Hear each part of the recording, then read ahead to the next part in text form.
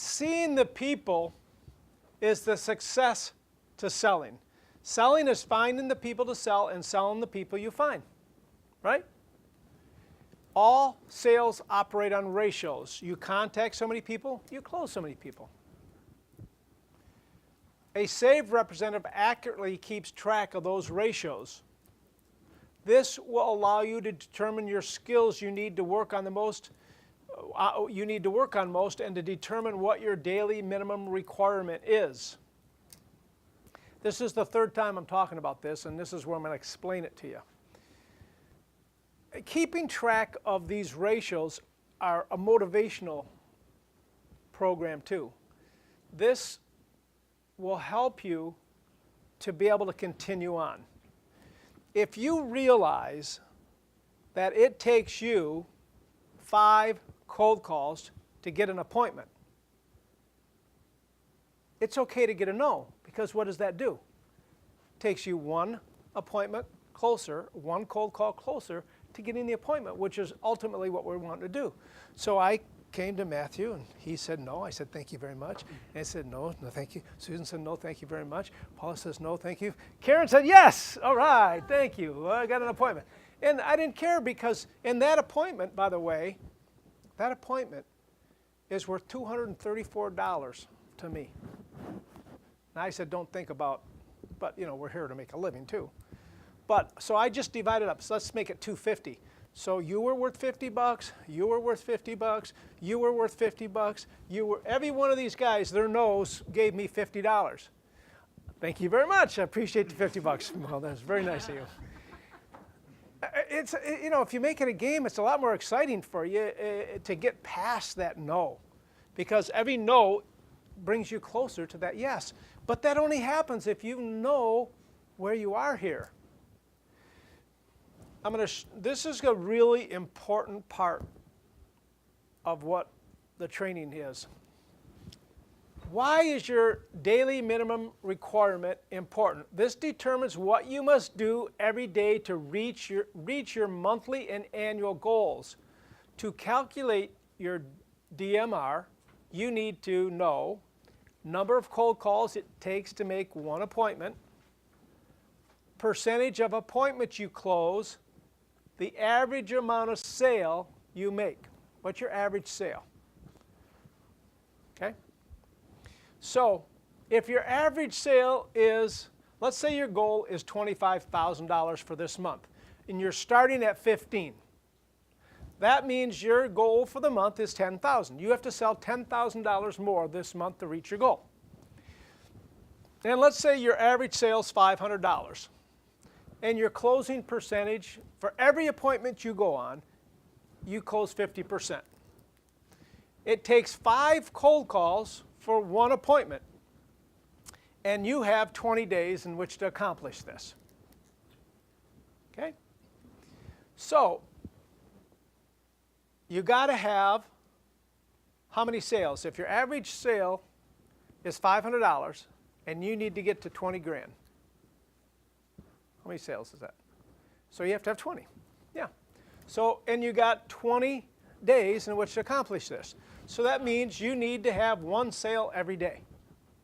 So before you go home tonight, you have to have a sale in your pocket. Okay? You need 2 appointments because you only sell, if you need 20 sales and you're selling 50% of them, you need 40 appointments. That means you got 20 days, you got to have 2 appointments every single day. And if it takes you 5 cold calls for 1 appointment, you need to have 200 cold calls or 10 a day. Okay? Now, is that doable? Is a sale a day doable?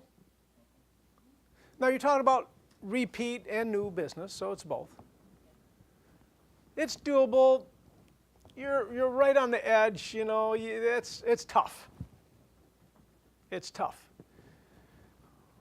40 appointments, 2 a day, should do it, but it's tough. I mean, you're right on the verge of that, okay? And 10 cold calls a day You know, most of your cold calling is during a 3-week cycle. You really should divide that by 15, so you'd have 15 a day. That's on the edge too. Okay, so what do I need to do to make that easier? Anybody, except for Doug. Sell a campaign for more than $500. Raise your sales. Yes, you want to raise, instead of your average sale being 500, what if it was 1,000? What does that do to all those numbers, Karen? 1,000 times 500. It cuts them in half. Yeah. So now I only need to have an appointment 1 a day. Can I do that? Oh, no problem there. I only have to have 5 cold calls a day. That's no problem. And a sale every other day. All by doing one thing. Yes. So instead of selling and getting people always a quarter page in one zone, you start getting, so one of the things that I want to talk to you about before I leave is what does it take, and Doug should do this with you, what's it take to be successful? So you have to have a certain amount of local sales, which is in your own zone, or 1 or 2 or 3 zones. You need a certain amount of sales that are going to be larger, like DALs, inserts, guys that are spending $1,500 to $3,000 with you, a quarter page in 200,000 homes. You need a group of those, and then you need guys that are going to run, you know, 500,000 homes or more. Your national players that are going to spend $5,000, $10,000 with you. So you need to have a mix of those type of things. So that's how you get your average sale up.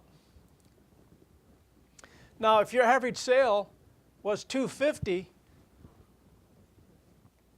and your closing ratio is only 25%, what would you need?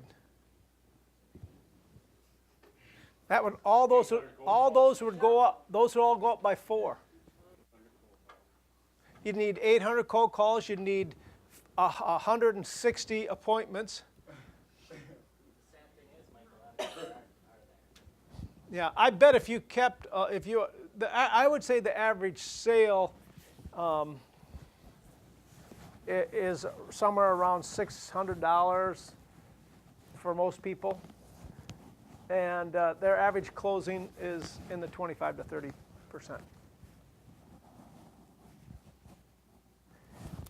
Cold calling, there's no way for me to know, but you would know that yourself.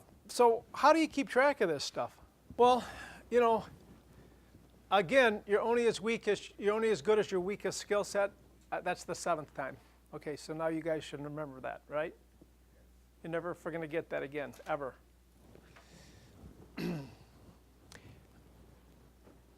Cold calling is essential, but I'm coming back to that same thing about is referrals.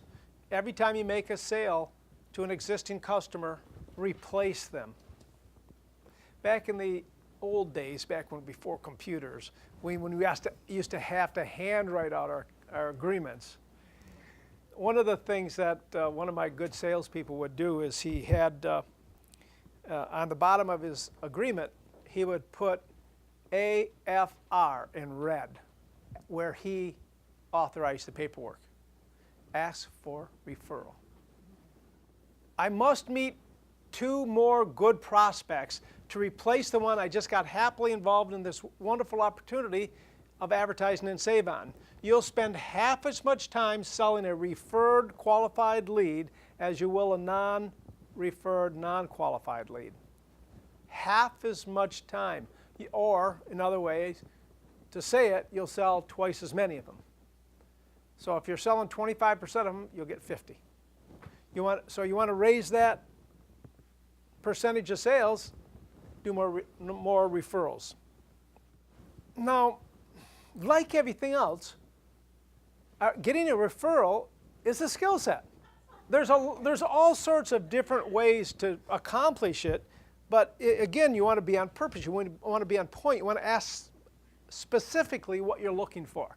Here's one of the problems. Again, like I said, 70% of the guys who own business are drivers, women and men. Okay? We also are ADD. Okay? We have the attention span of a gnat. So if you come in and you say, hey, do you have somebody else that might want to do this? I'm going to go, well, let me think about it. I won't know where to look because, you know, you got to focus me. I can't be focused. You're going to say something? Yeah, you have to say, you know, I'm looking for a good plumber. I've got my magazines full of everything that everybody needs. So, do you have a friend that's a plumber? Give me a place to look. Okay? So give me a place to look. That could be, you know, I noticed if you came into my office, you'll see I'm a golfer. There's pictures of golf. I see you golf, Mike. Is there anybody that you know, you're on your golf league or anybody you play golf with that is in business that you could refer? Okay, now you narrowed it down for me. This is going to help me, okay? Because there's that narrows it down to 10 or 15 people. Because, you know, we know so many people because we talk to everybody. So, Mr. Jones, could you help me out? What Paula was saying, my job per our mission statement is to fill our top 25 business categories with the best, most reputable businesses in each of the areas, each of my zones. Can you refer me to where do you get your oil changed? Or who does your wife use for their dry cleaning or you use for your dry cleaning? So if you're specific about what area and where to look, they're going to be it's going to be easier for them to give you an answer. All right, so, and then you ask them, do you mind if I say you sent me? Now that's a soft referral, but it's still a way to get a referral. But if he says, yeah, well, Paul down the street's a friend of mine and I get my oil changed from him, then that's a hard referral. That's something I'm going to say, well, do you mind if I tell Paul that you told me to come down and that you're using this, you're happy with what we've been able to do to help your business? Absolutely, and stuff. And then if you really got a relationship going with this person and you can't get into Paul, yeah, I'm going to have him call Paul and make up a thing for me. So, you know, there also is a time to get a referral. Don't ask for a referral the first time you get the person happily involved. Oh, by the way, can you give me some? I don't even know who you are. I don't know if it's going to work. I mean, come on, give me some breathing room here. So, you know, but when the book comes out and they're happy with the way the ad looks or something, that's okay. When they've been with you a couple months, that's okay. So, you know, when you're re-signing the agreement, showing artwork, bringing in books, anything like that. Okay. Now, when you get a referral, make sure you get all this information, okay? The name of the company, the person, you know, if you need their position or title, that's sort of old. Their phone number, address, you know, obviously put the name of the person that referred you, and any other helpful information, okay? Find out a little bit about the person. So, you know, he's a golf buddy of mine, he's a this or whatever, wherever you told me to look. Do you know if he's advertising with anybody right now? Does he like to advertise? Do you know anything about that aspect of it? Yeah, I know he runs with Valpak. I know he runs with them, and I've seen him in a couple other things. But, you know, he always says he does well with coupons because he's an oil change place. Okay? Now, there's other places that you can ask him to look. You know, other business, the guy next door. Okay? You know, I've been trying to reach I know the lady that owns the pet store, but I keep missing her. Do you know what her name is? Oh, yeah, that's Ann. You know, oh, cool.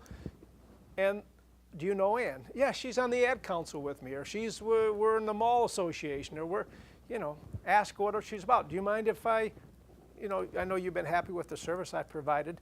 Do you mind if I ask, could I call on Ann and use your name? I promise to give her the same service and professional courtesy I give you. Okay? Is that fair? By the way, here's $50. Bowling partners, golf, business associates, school, you know, hobbies, anything. So try to focus in on where to look. Don't just say, give me somebody do you have anybody you can refer to me?